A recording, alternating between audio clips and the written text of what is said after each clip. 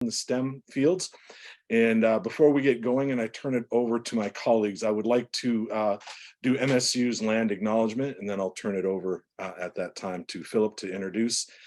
My name is Kevin Leonard. I am the Assistant Director for Diversity, Equity, Inclusion in the College of Vet Med. I use the pronouns of he, him, his. And I'll go ahead and read our land acknowledgement and we'll move forward for the evening. Thank you for everyone that's here, both presenters as well as all of our guests. We collectively acknowledge that Michigan State University occupies the ancestral, traditional, and contemporary lands of the Anishinaabe, Three Fires Confederacy of Ojibwe, Ottawa, and Potawatomi people. In particular, the university resides on land ceded in the 1819 Treaty of Saginaw. We recognize, support, and advocate for the sovereignty of Michigan's 12 federally recognized Indian nations, for historic Indigenous communities in Michigan, for Indigenous individuals and communities who live there now, and for those who were forcibly removed from their homelands. By offering this land acknowledgement, we affirm Indigenous sovereignty and will work to hold Michigan State University more accountable to the needs of American Indian and Indigenous peoples.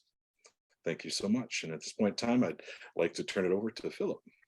Thank you so much, Kevin. So, so my name is Philip Seaborn. I'm one of the assistant directors for undergraduate diversity in the College of Agriculture and Natural Resources. And on behalf of the Amplify STEM Planning Committee, which consists of the College of Agriculture and Natural Resources, Lyman Briggs College, College of Natural Science, College of Veterinary Medicine, we welcome you all here tonight. So as we look toward the future, we're expected to face unprecedented challenges. The problems and viable solutions are vast, but many agree that STEM is a key component when identifying potential strategies to address those challenges. In addition to STEM, we also know there is value in diverse voices and perspectives in any process. However, we recognize that racial and ethnic diversity is still scarce in these important and vital fields. While numbers may be low, people of color have and continue to make significant STEM contributions that propel society forward. Often, many of these contributions are unknown despite their significant work. To amplify those voices, the planning team has worked diligently to bring you the first of a series of programs to do just that. So please open your hearts and minds as we prepare to learn about the contributions of 5 STEM professionals in honor of Hispanic Heritage Month. And with that, I'll go ahead and turn it over to Tasha. Good evening, everyone. My name is Tasha Warfield. I am an academic advisor in Lyman Briggs College, and I use the pronoun she, her. And I'm going to provide a brief history of Hispanic Heritage Month. Each year, Americans observe National Hispanic Heritage Month from September 15th to October 15th by celebrating the histories, cultures, and contributions of American citizens whose ancestors came from Spain, Mexico, the Caribbean, and Central and South America. The observation started in 1968 as Hispanic Heritage Week under President Lyndon Johnson and was expanded by President Ronald Reagan in 1988 to cover a 30-day period starting on September 15th and ending October 15th. It was enacted into law on August 17, 1988 on the approval of Public Law 100-402. The day of September 15th is significant because it is the anniversary of independence for Latin American countries, Costa Rica, El Salvador, Guatemala, Honduras, and Nicaragua. In addition, Mexico and Chile celebrate their independence days on September 16th and September 18th, respectively. Also, Columbus Day or Dia de la Raza, which is October 12th, falls within this 30-day period. After that brief history, I'm going to turn it over to Danielle.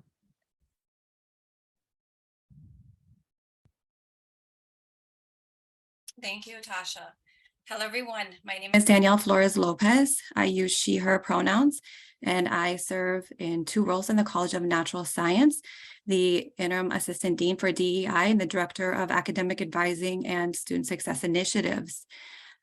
Today, we are going to have 5 panelists, and we are going to start with the panelists in a second here. I did want to share that the question and answer will be after the panelists present. So we are going to start this evening with Carmen-María García, who's representing the College of Vet Med.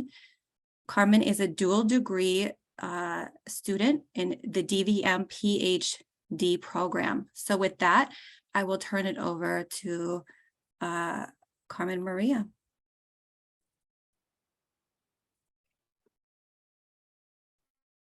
Oh, I'm sorry, I'm getting a message. Carmen may Yeah, not. I don't see her in the attendees, Danielle. Okay, that's okay. Not We can yet. go on. If she arrives, I'll let you know. Okay, perfect. So we will go on to Carlos Lauchu, who is an alumni representing Lyman Briggs. So Carlos, I will turn it over to you. Oh my goodness. I'm struggling here with the, can you guys hear me? Yes, we can hear you. My screen is flickering on and off. Can you come back to me for Sure. in a minute while I get my tech person over here? Sure, no problem. Okay, Okay. I'm sorry. No problem. We will continue.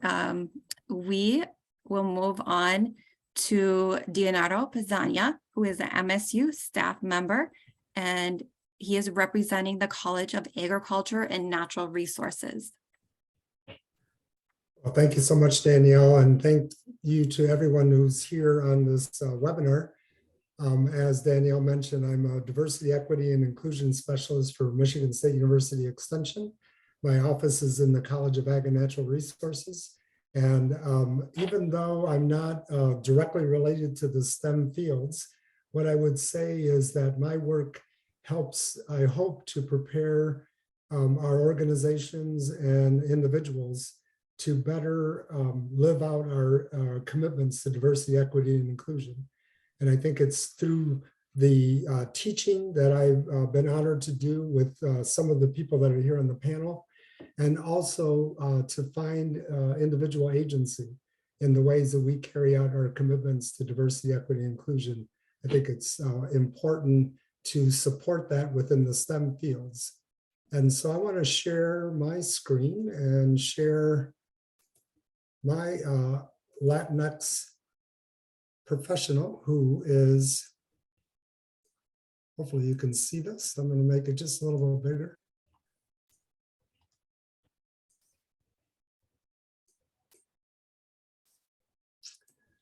The person that I want to lift up today is somebody who I met in 2016, and she was a part of a National Science Foundation grant that I was asked to be one of the teachers to individuals, mathematics professors across the country who were looking to help.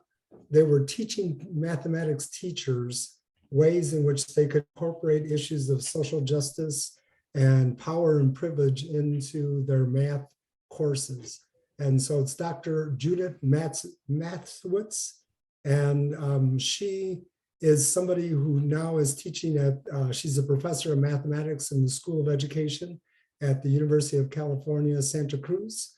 Her teaching involves many different things, but the thing I want to highlight that is inspirational to me as I was able to meet her and talk with her is that she's seeing mathematics as another language, that she believes that people who are bilingual have the both the abilities and the brains that will allow us to be able to incorporate a third or maybe even a fourth language into the ways that we do the work that we do. And so she sees math as a language that she is able to teach others who are bilingual and provide them access to learning about math, learning about the ways in which they can use algebraic information to solve issues within the discipline, the STEM disciplines. She is also an individual that's committed to providing access to Latinx individuals, both undergraduate and graduate, into the field of mathematics. Many of the individuals that she has intentionally mentored over the years have been Latinx, in particular Latinas, who she's wanting to provide access to getting some of the same training and the same information that she received in her career. The other thing that I want to make you aware of, and the reason that I chose her, was that she's one of the contributing authors with an article that's called "But I Know You, American Woman," in one of the seminal works around social justice, This Bridge Called My Back, writings by radical women of color.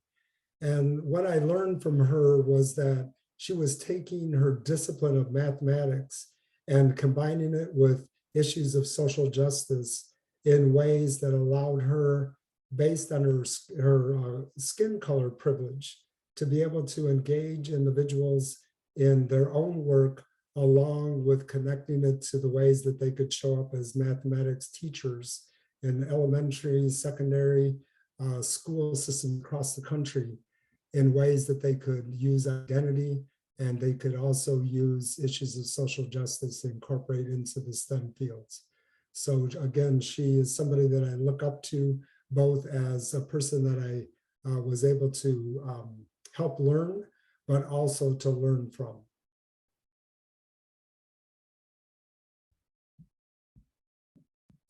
Thank you so much, Dionardo. That was wonderful. And I know that I'm sure folks will have questions to ask you after the presentation. We are going to now go back. We have Carmen-María García with us, who is representing the College of Vet Med, the dual degree in DVM-Ph.D program. So Carmen-María, I will turn it over to you.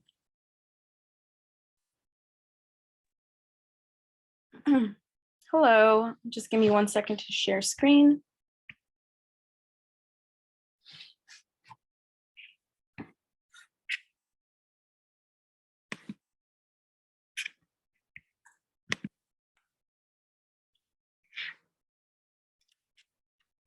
Can you guys see the PowerPoint now? Yes. Perfect.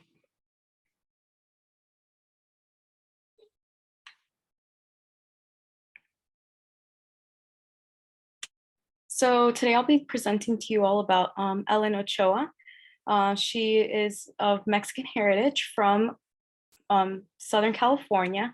And this really stood out to me because as a dual degree student, I'm part of the vet school, but also I'm doing research as part of the grad school of the CMIB, comparative bio program at the vet school. And I like that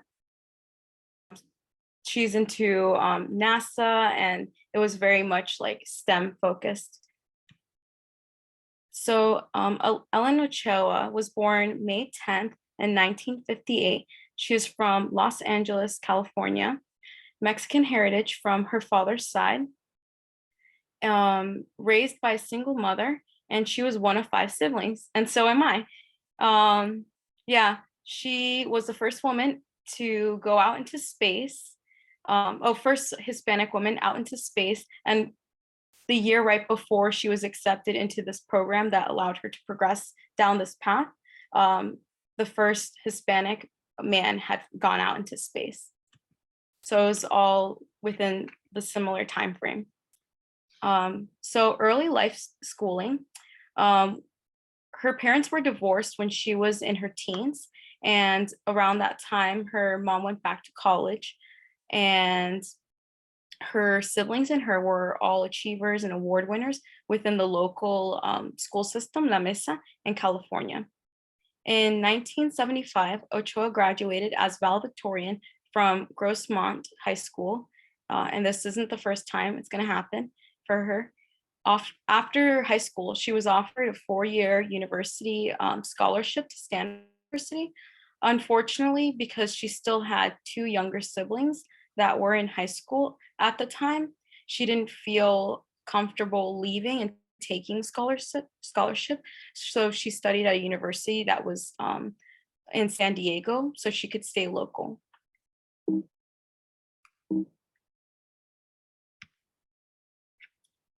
From there, in 1980, she graduated as valedictorian from her school in San Diego. She studied journalism and a little bit of computer science, and then she started to explore physics within the time that she was doing her undergrad. In 1985, she obtained her master's and doctorate from Stanford. That's when she continued to pursue her interest in physics and sciences, because she got the degree in electrical engineering. And here she is with her family when she graduated from the university.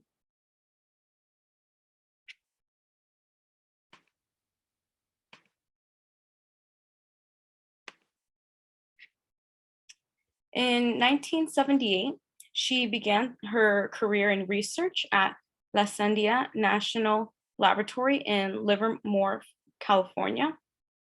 And she did this while she applied for the astronaut. It was a beginner astronaut training program at NASA that had just begun. And she actually didn't get accepted into this program until she had applied the third time. And finally, she was accepted. And in 1988, the National Aeronautics and Space Administration, NASA, is where she was hired to work as the Chief of Intellect Systems and Technology Branch as its Ames Research Center. And just a couple years before she had decided to apply for the astronaut training program, just a couple years before that, they even started accepting women. So it's not just massive successes for the Hispanic community, but huge successes for the other minorities like women in STEM. In 1990, she was accepted into the astronaut program at NASA. And 1991, she became the first Hispanic woman first Hispanic astronaut. And then 1983, first Hispanic Latina out into space.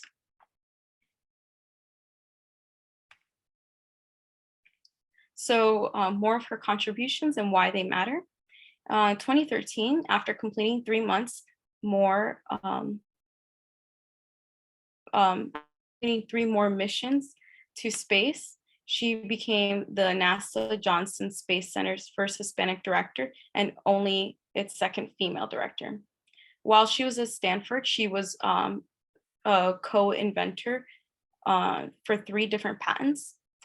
And she is an author for numerous technical papers in the field in the area of optic information processing. She received numerous awards, including NASA's highest award, the Distinguishing Service Medal. And at 5 schools, she has been honored by having them named after her. And she continually strives to encourage women and other minority backgrounds to pursue STEM. She helped start this program at NASA to allow children to get involved earlier on. And she also promotes this. She also promotes this website on the NASA page, Aspire to Inspire, where professionals like herself give their story to inspire others. And she's involved in TED Talks too at NASA. And there's actually this YouTube clip that I hope will play.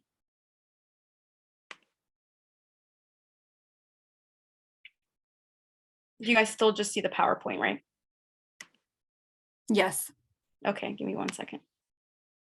I have been crushing my to-do list. Got groceries, paid bills, cleaned the floor.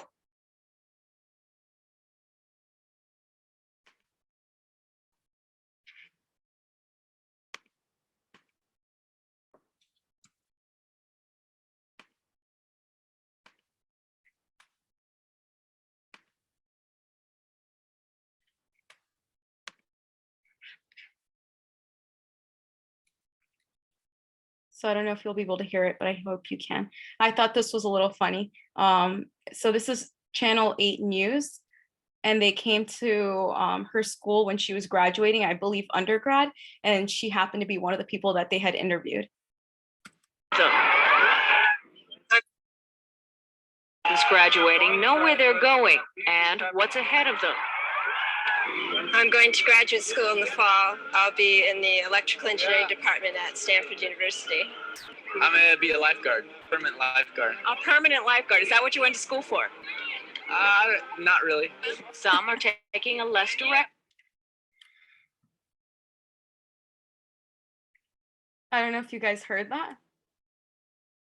Yep, we were able to hear it. Yeah. So I thought that was a little funny because I was like, wow, like little did they know she was going to be the first female Hispanic out into space.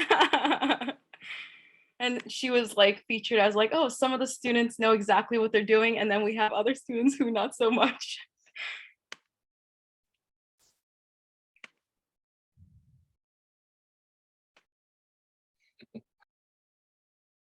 Thank you so much for your presentation and the video.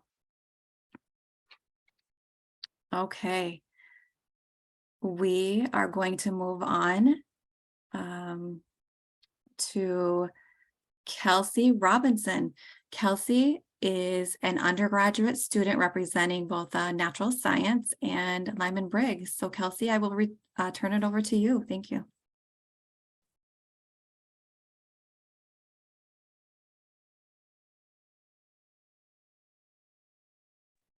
All right, can everybody see that screen? Hopefully. Yes. Perfect. So like you said, my name is Kelsey Robinson. My pronouns are she, her, hers. I'm a senior here at Michigan State, and I'm representing the College of Natural Science, and I'm also in Lyman Briggs. I'm a human biology major with a minor in global public health and epidemiology. I am Puerto Rican and Peruvian, and I'm originally from California. I'm currently applying to medical schools as a senior, and I'm really excited to be here with all of you today. So the STEM professional I chose to talk about today is Dr. Helen Rodriguez. She was a pediatrician and a women's rights activist, and she was also an educator. She had a major impact on the world of medicine, and coincidentally, I chose her. Partly why I chose her was because she has the same name as my current grandmother on my mother's side, and she was born in the same year and also grew up in the same part of Puerto Rico as my grandma. So there was a lot of connections to my family. So who is Helen Rodriguez Trias? Well, in her doctoral life, she was trained at the University of Puerto Rico Medical School, where she became a pediatrician and then focused on neonatology. Her descent is Puerto Rican, but she lived most of her life in New York, but between the two places, and learned a lot from both cultures, which is what she said in a lot of interviews, and said it contributed to the way she went about her work. Activism was also a huge part of her life. She was an activist in every community she was a part of, and she had efforts that supported a range of public health services between women to minorities to children and many more after that. Here you can see this picture on the slide was actually the Google Doodle, which is if you type Google into a browser, it comes up with a little picture every day. And she was featured in 2018 because it was her birthday and they wanted to display how big of an impact she had. So more about her life. She was born in 1929 in New York, but she moved back to Puerto Rico at the age of 10 with her family. In 1960, she attended the University of Puerto Rico, and she got a scholarship and graduated with high honors. Here, she continued on to their medical school, where she got her doctoral degree. In 1967, upon completing that 2-year residency for her pediatric specialty, she accepted her first leadership position in the medical field as the director of newborn services at University Hospital in Puerto Rico. And I thought this was really important to share because her reforms led to a 50% decrease in infant mortality rates in Puerto Rico. And for the next 18 years, from 1974 to 1988, she worked in various hospitals in New York and New Jersey, including Albert Einstein College, Newark Beth Israel Medical Center, and then actually ended up teaching pediatrics at Columbia University and the University of Medicine and Dentistry in New Jersey. In 1988, she became the medical director of the New York State Department of Health AIDS Institute after working with many HIV-infected children at the Newark Beth Israel Medical Center. She had a huge impact here, and everyone they would and interviewed after she passed away said that she was the showrunner of everything here, and there was no one more qualified for that job. In 1993, she became the president of the American Public Health Association. This was so important because she was the first Latina to hold this position, and it was almost unheard of at that time. So it was a really big moment for her. In 1999, she founded another organization, the Committee for Abortion Rights and Against Sterilization Abuse, or CARESA. This organization helped reflect her participation and impact in the greater reproductive rights movement, which was very important because she combined a whole bunch of things to create something that everybody could work together with. In 2001, she was awarded the Presidential Citizens Medal Award and recognition for her broad public service in the health field. And she was accredited for raising cultural awareness among the medical community, and they found her the right candidate and gave it to her. In December 2001, unfortunately succumbing to lung cancer, she passed away. Here she's pictured working in the Newark Hospital with a child. So her impact. Part of it is definitely women's rights. Her actions led to improving and expanding the health for women and children, especially in neonatal care, and especially for those in Puerto Rico and the United States who needed them the most. Because of her commitment and dedication, she was then able to raise cultural awareness among the medical community and develop many policies to support these causes.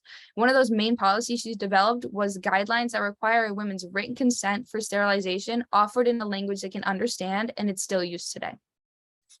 Minorities were a specific focus of her impact. She promoted health programs not only in Latin America, but in Africa, Eastern Europe, and in different parts of the world that were underserved. And she reported on these health needs and these underserved communities, and this allowed her to establish a standard of care, and that became a model for the entire nation. She started a whole bunch of organizations that helped project her impact to different communities in different parts of the world.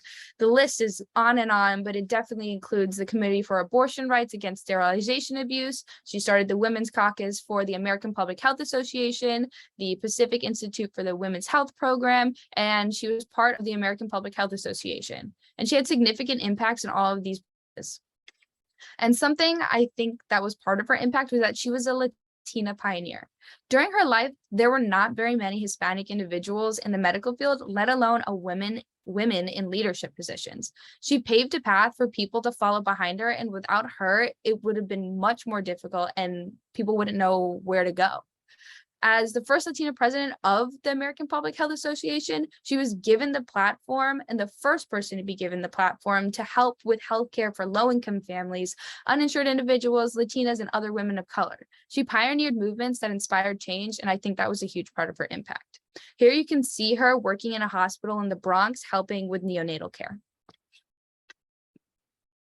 So why I chose Dr. Rodriguez-Trias, besides the fact that she has that connection to my grandmother, everything I learned about her made me realize that she faced a surplus of obstacles, and that displayed her resilience. They range from questioning her intelligence as a child to verbal abuse to even being a guinea pig in scientific experiments when she first moved to the United States. The list goes on, and they were all associated with her ethnic background, yet she carried on and vowed to become a doctor who was not only a caring doctor and empathetic, but to improve the health care that she could provide for all women in general. That resilience was really inspiring to me and led me to choose her. I also thought her leadership was a defining factor of her career and was why I chose her. The involvement she had, like I said, goes on, and she was given the opportunity to develop her distinct leadership style, and she was able to teach people to believe in compromise, to have necessary action and change. The community she led helped others step up, and I thought it was nothing short of extraordinary, especially as one of the first Latina women to do this. I think her dedication was also a big part of the reason I chose Dr. Rodriguez-Trias, because her support for underserved communities and her love for them was beyond anything I've ever seen. She traveled extensively through countries, gave presentations despite the hardships she's faced in her own adolescence and childhood, and she managed to make a difference and make a change for the world in all Latin communities, and has motivated me to be just as dedicated. Here she's pictured protesting because she would protest for women's rights, and I feel like this also displays her leadership, dedication, and resilience. I wanted to end my presentation with the great quote from her that I took inspiration from, and it reads, "It is ultimately important to keep ourselves where the struggles are taking place and to learn to be a part of the struggles." Thank you. Thank you so much, Kelsey. That was wonderful. I'm excited to see what questions folks have for everyone after this. Okay, we are going to move along to our next presenter. Our next presenter is Dolores Perales, is an alum representing the College of Agriculture and Natural Resources. So Dolores, I will turn it over to you now. Hello. Let me try to share my screen. Hopefully it works.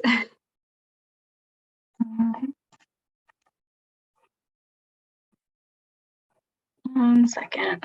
My screen share is being a little bit funky, but thank you for all for having me.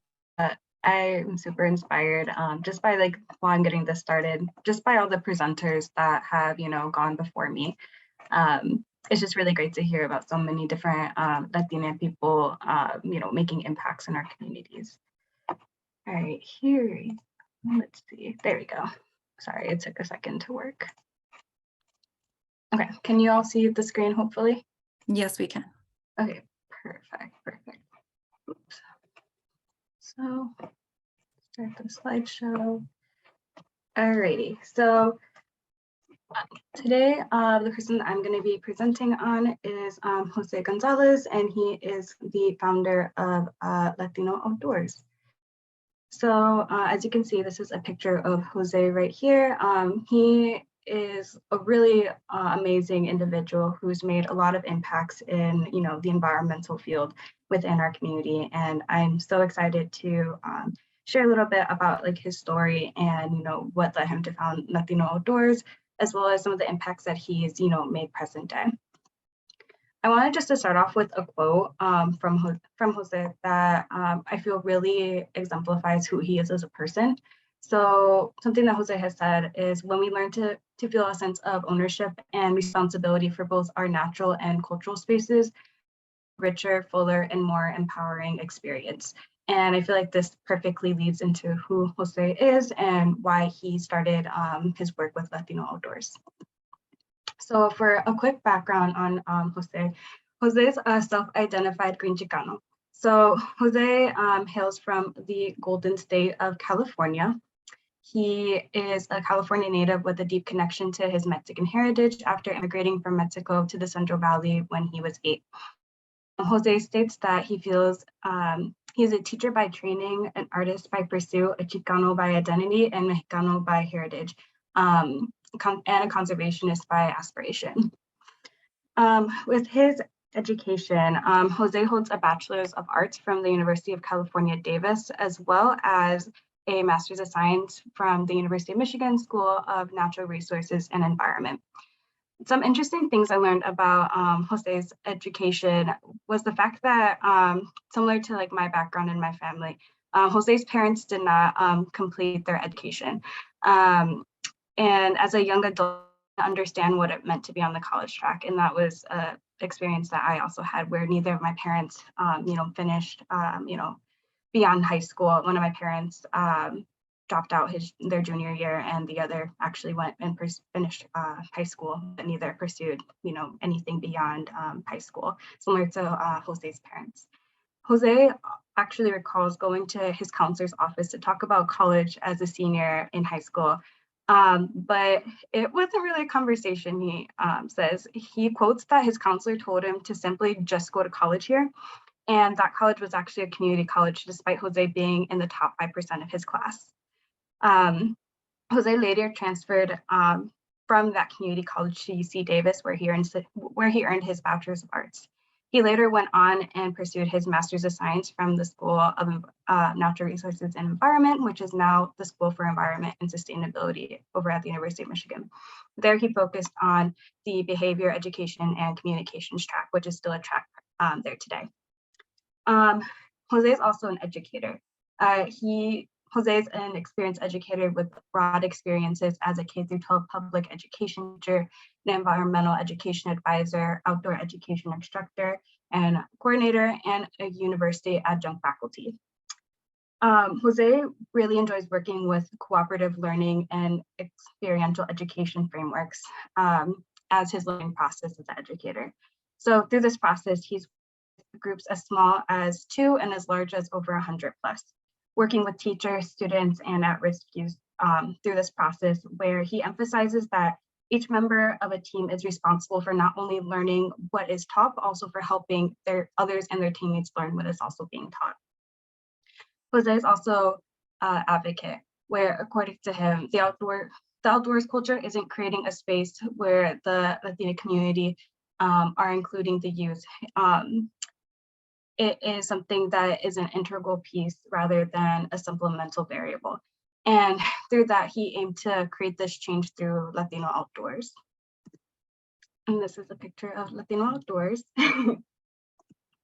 So just to give a brief description on what Latino Outdoors is, it is an organization founded in 2013 by Jose, completing his master's degree over at the University of Michigan. This is something that Jose is most known for, and which really launched his career within the environmental field through the founding of this organization. So at the core, the mission of Latino Outdoors is inspire, connect, and engage Latino communities in the outdoors and embrace cultura y familia as a part of the outdoor narrative, ensuring our history, heritage, and leadership are valued and represented. Through this, they aim to incorporate the mission through their vision, which is a world where all Latino communities enjoy nature as a safe, inclusive, and welcoming place. A world where the outdoors is a place to share and celebrate stories, knowledge, and culture, while growing leadership and an active community of Latino outdoor users, mentors, and stewards. So just to go into some of Jose's impacts, now Latino Outdoors actually operates in 9 states. So Latino Outdoors gives recreation and conservation organizations essentially a blueprint for reaching out to diverse communities and inspiring the next generation of explorers. It's as it stands. According to Jose, as it stands, the outdoor culture isn't creating a space where the Latino community, including the youth. And a lot of times it is included as an integral piece rather than that supplemental variable, as I had mentioned before. So Latino Outdoors aims to change this narrative through their mission and vision, as mentioned in the previous slide. So through this, Jose actually received the National Conservation Education Award from the National Wildlife Federation in 2016, so just 3 years after he founded Latino Outdoors, in recognition of his leadership. So Jose actually acknowledges the success of the group's committed volunteers, saying that they have directed more than 80 excursions and locations from coast to coast, and has stated that these volunteers, these are truly the leaders within the community at him. So Jose's commentary on diversity and environmental outreach has been featured in a variety of sources, as you can see: High Country News, Outside, Earth Island Journal, Latino USA, and so many others. And he's been engaged in collaborations with not only the White House, Council on Environmental Quality, the U.S. Department of the Interior, National Park Service, but also aims to give back to his community as well, as I'll mention a little later. So he also represents Latino Outdoors in several coalitions, including the Latino Conservation Alliance and the Next 100 Coalition. He's been recognized with several honors, just like I had mentioned, the National Wildlife Federation. He was listed in Grits Magazine as well as the Marie Center. So this is a kind of a crusty picture from a video that we had, and I just really want to get into why I, picked Jose. So to me, Jose is truly a kind and humble individual who aims to uplift and empower our Latina community through the connection to the built and natural environments that we're surrounded by. I'll get into where this picture is from in a second, but it always kind of makes me laugh because I had pictures with him, in person, but those photos are long gone. These were pre-pandemic photos, and like most, Gen Zers, we don't really save our photos. They are gone whenever we get a new cell phone. So all those photos are gone. But something that Jose actually has said in the past that really, really stuck out to me was that the fact that he said communities may not know what resources are near them or the regulations and norms that are expected. Thus, there's a lack of welcome or invitation for individuals such as Latinas to be out in the outdoors. Some organizations also don't understand how some communities are already engaging with open space and how to build upon that. Rather that, instead of that, just trying to make a community fit into an expectation of how they think an open space should be enjoyed rather than actually bringing them into the open space that they're already enjoying. And I think that was one of the main reasons why Jose decided to found Latino Outdoors, where all these different organizations didn't know how to interact with the demographic trying to, serve, which was like the Latina community, and realized that there was this big gap where a lot of these spaces weren't welcoming to us, they weren't open to us, and these larger spaces didn't understand why, and Jose understood why.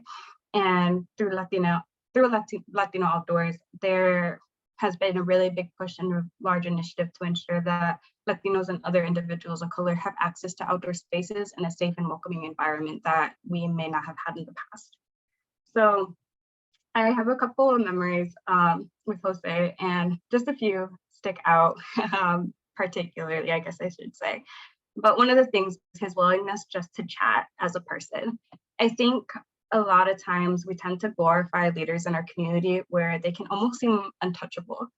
Back pre-pandemic times, like I mentioned, I had the opportunity to actually chat with Jose over some ramen out in Ann Arbor, just about how he became the person who he was, and how he ended up in the positions that he was in. At that time, I was a first-year master's student over at U of M. I know I betrayed MSU for my grad studies, but I'm always a Spartan at heart. But at that time, I had a really hard time, I think, adjusting early on into my grad program, where I was experiencing a lot of imposter syndrome, and it felt a little bit out of place over at U of M, especially between the dual degree program over at the School for Environment and Sustainability in Taubman College. So Jose was actually, like I mentioned, alumni of SNRE, which is now known as SEAS. They had a rebranding of their name, and he was really able to help me and navigate me through, these difficult feelings I was having of being like a Latina person in the environmental and a predominantly white institution. And it was a lot of adjustments, a lot of changes, being, first generation, not really knowing how to navigate these spaces. And Jose was willing just to have a deep conversation on what these things meant, and validating how I was feeling and how other students were feeling, as this was a group conversation that a couple of us had when we were out eating with him. And that really stuck with me, where it showed that he wasn't just like a person that was doing all these amazing environmental initiatives, connecting, youth to, outdoor spaces, but he was a real person, and a person that went through similar feelings as I did, and so many other Latino people did on campus.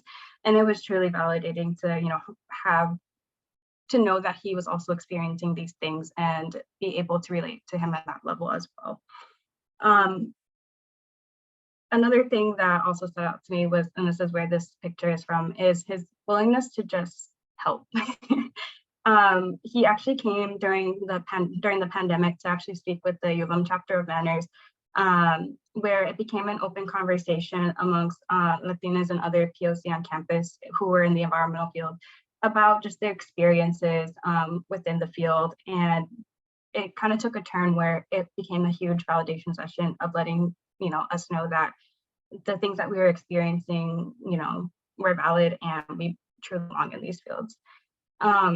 To me, Jose is just always willing to uplift our community, whether it's through seminars or panels such as these, or just direct one-on-one chats. He's always willing to connect and uplift Latinos in the environmental field in any way that he can. And if there's something that he knows, or if there's something that he can do to ensure that, other people don't have to go through the same struggles that he did, and if there are ways that, he can help make, I guess the world, it sounds cliche, but make the world a better place for other individuals, he is going to make sure he can do it. So that's my main reason why I chose Jose, where he is a past, present, and I know he'll be a future advocate for us within the field. Thanks. Thank you so much, Dolores, for your presentation on Jose. Okay, I do not believe that Carlos Laucha was able to join us, but I do want to put his information in the chat. So I will be sharing his information there. And if he is able to join us again, we will let him go then. So at this time, I'm going to turn it over to Dr. Leonard to see what questions we have for our presenters. Yes, thank you, Danielle. Anybody has question for our presenters? Probably the easiest way would have put them in the chat or the Q&A. I think everybody has permission to do that. And I'd be more than happy if we don't have any questions. I have a few questions for the panelists, but I just want to say thank you to all of our presenters, and those were fantastic presentations, very informative. I almost feel like all those individuals should be in a Hall of Fame of some sort, like an Amplify STEM Hall of Fame, because they were all amazing individuals who clearly have had, significant impacts on our communities, not only just as those who are thinking about STEM and going into STEM, but the communities and around our country, within medicine, as well as, the field of astronomy, as well as within our natural resources area. I like hearing that about the last presenter as well. The outdoors is something that's a passion for me as well. And I think we tend to forget, that there, and it's there for everyone, that it's not just for a select few individuals. So thank you everyone for sharing. Does anybody have any questions?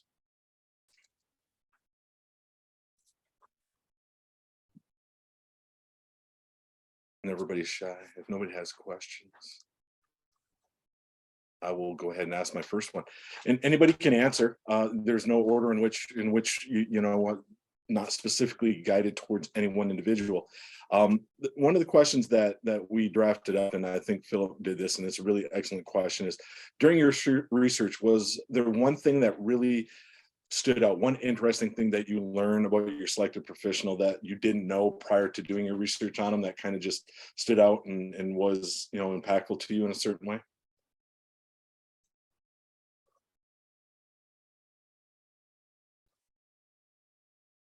I know for my specific STEM individual, I didn't know the severity of the sterilization abuse that was going on, especially for people in the Latin community.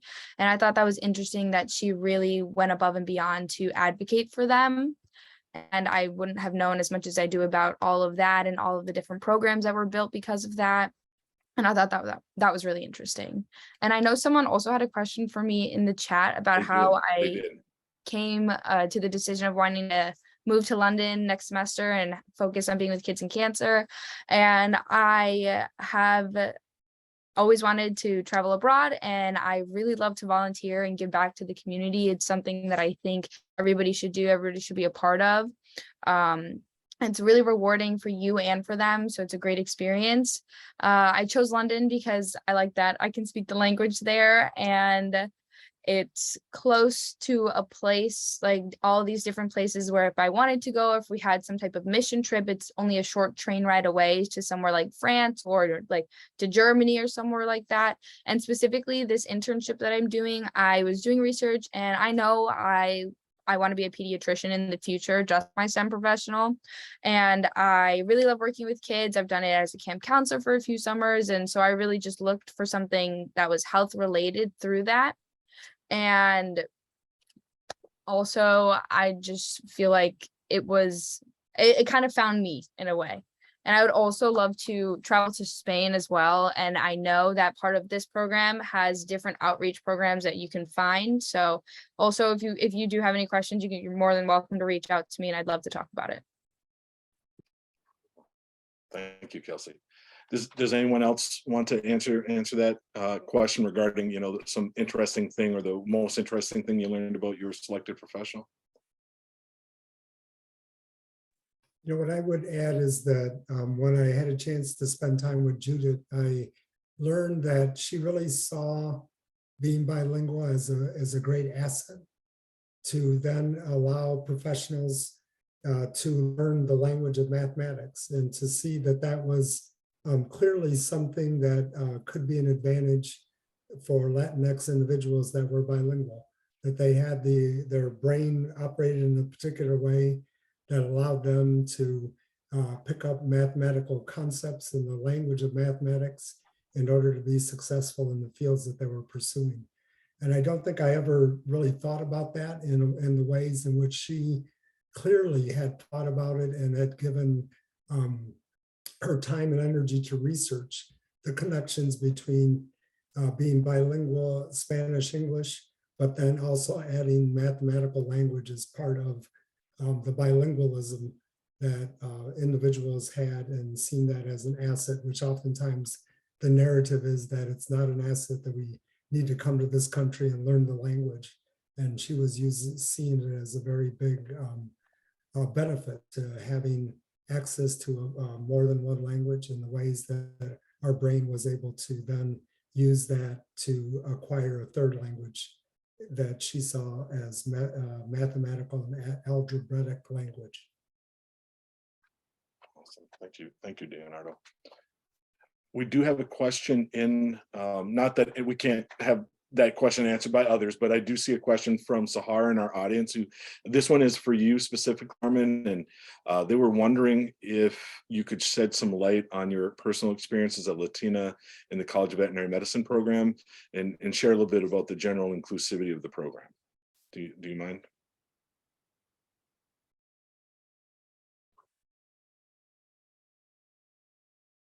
I don't think she's still there. Okay. Or she's having difficulty unmuting herself. We can come back to that question in just a minute. Did anybody else have any other questions? I have a couple other questions I can ask as well. We have a few more minutes before we have to begin wrap up and make sure we hold to the time that we said that we would hold to. Okay, I'm not seeing anything else in chat. So if anyone could speak to a little bit about one of the challenges that still exist is Hispanic Latinx individuals continue to be underrepresented in STEM workforce. I mean, we heard about some, great individuals and the work that they've done, but there still tends to be an underrepresented from, our Latinx population. Did anybody want to share a little bit what they think that might be, and what some strategies that might exist that we could use to implement as a university or within our colleges that could maybe improve this, so that we improve that representation within the university and within our units and colleges? That's a big lift, I know, but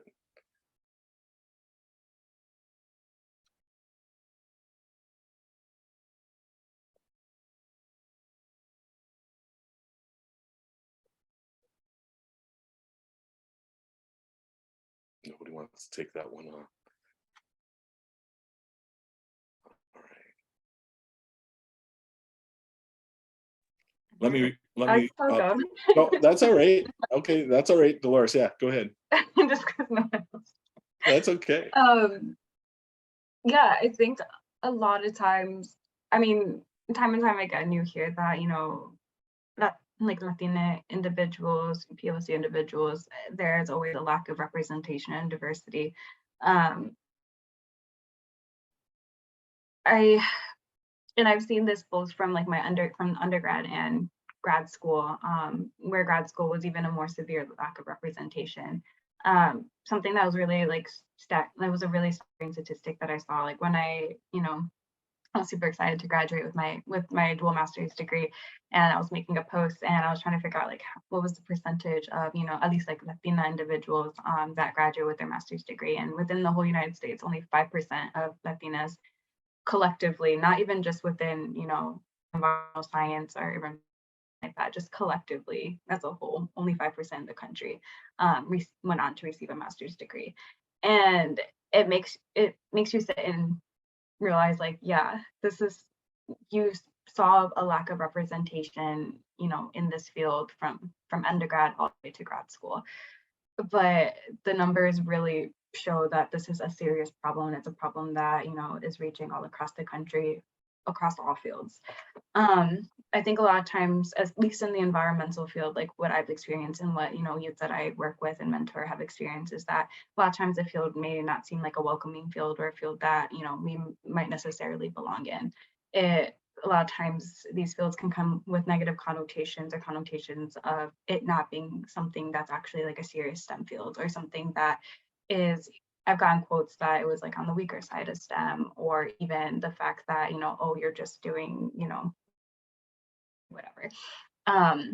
But always finding a way to like diminish the work that's being done. I know like some of the students that we've worked with, or that I've worked with in the past, even said that when they told like their parents that they were interested in pursuing some type of environmental variation, whether that was like biosystems or food science, whatever it might be, their parents automatically associated it with agriculture and farming. And that can carry a lot of negative connotations as well, where a lot of environmental fields can, be pushed back to, common threads, what we see in like the Latino community of, agriculture and, the unfortunate struggles that a lot of migrant workers have to face and go through. And a lot of this can, combine and have these create a negative connotation around the field as a whole.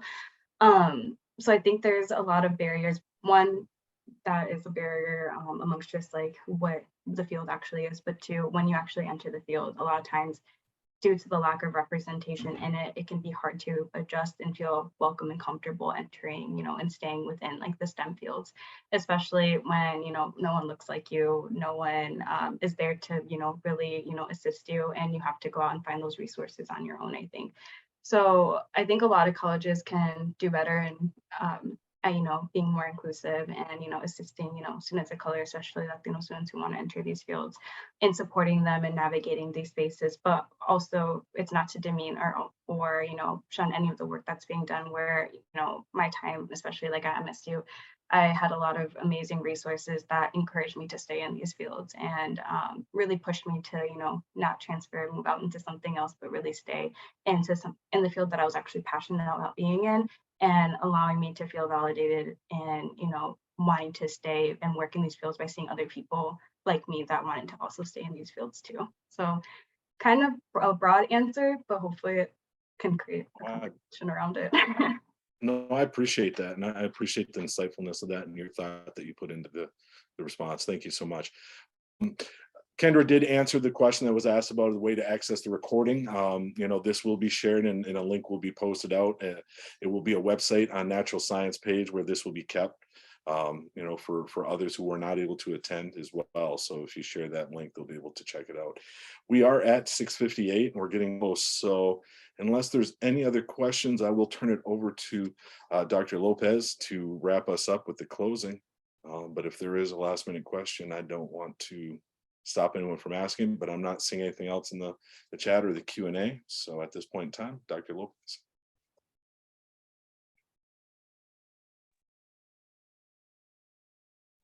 Thank you, Kevin. So we would like to thank everyone for attending Amplify STEM tonight. We are grateful for our presenters taking the time to research and share more about the STEM professionals, past and present, that have been meaningful to them.